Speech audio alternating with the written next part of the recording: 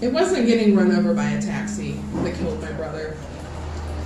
It wasn't getting high on Xanax, stealing my car, and then immediately crashing it into the neighbor's fence, a fence post, going through the windshield and lodging mere inches from his head that killed my brother. It wasn't the blood infection that he contracted from the shady kitchen tattoo. It wasn't running from the police. It wasn't having a gun pulled on him. It wasn't even the now infamous brown recluse bite that killed my brother. My brother was 8 years old when I was born. My older sister was 10, and my younger sister would follow 2.5 years later. My entrance into the world was a barely mitigated catastrophe. My mother, who already had a whole other family and another husband, saw my father at a house party and decided to detonate a bomb in the middle of her life. My brother felt the effects of my entrance into the world possibly the most intensely of all. I was conceived in October of 1983. My mother was divorced in February of 1984. She was remarried in that May, and I was born in July. When I look back at pictures from when we were young, I try to look for small truths in them, our faces forever etched in celluloid. Was he always sad and bent on self-destruction? Would it have been any different if anyone had done or not done anything?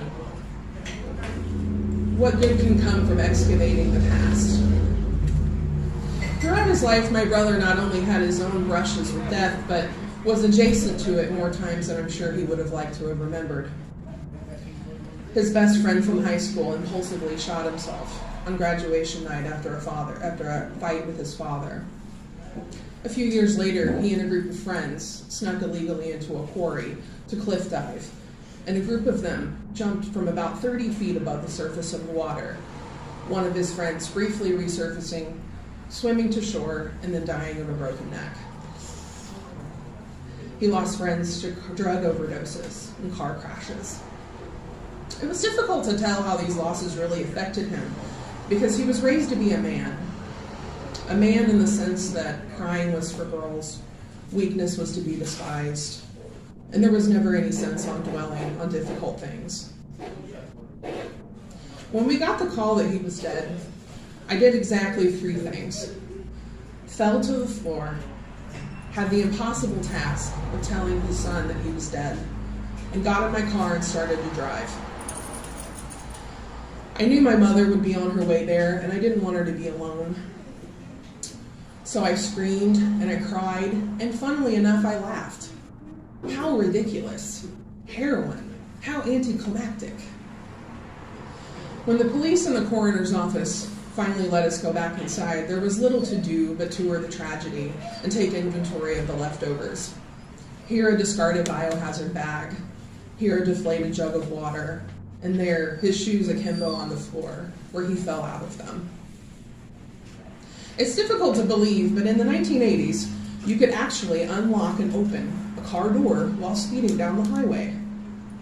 So, on one cool, clear morning, my mother, brother, sister, and I sped down the state highway that bisected our little town. And I sat in the back seat, quietly and carefully, pulling on the latch, just far enough so I wouldn't trigger the mechanism that released it. Finally, my curiosity got the better of me. What would really happen if I just pulled it all the way? So, I pulled it all the way. And all of a sudden, the car door flew open, and below me I hear the roar, roar, roar of the pavement. And below me is possibility. Hand perched precariously on the open car door. Below me lay bone, brain, delicate tissue, colliding with the unyielding black pavement. Suddenly I feel a hand grasp me by the shirt, and another hand reach, pull the car door closed, and I'm back inside, safe. My brother. And that's what I thought of as I sat on his lawn, waiting for the coroner to bring his body out. I thought of the time he saved me. And I couldn't help but feel this chasm open inside me, an unbridgeable empty that wondered, was there ever anyone who could have reached out, grabbed him, and pulled him back in?